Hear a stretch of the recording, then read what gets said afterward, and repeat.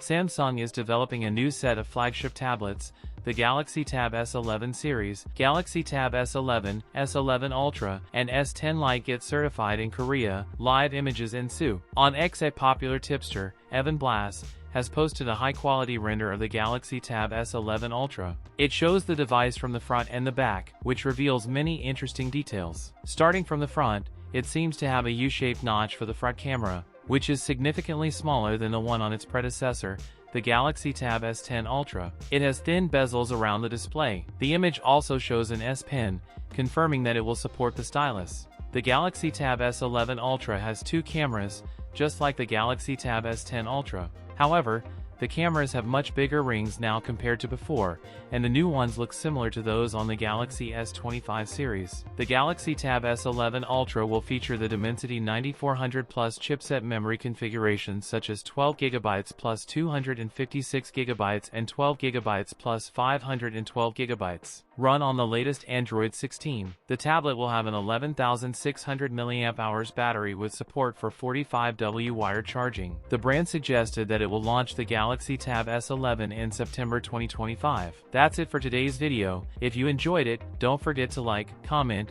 and subscribe for more content. Thanks for watching, and I'll see you in the next one.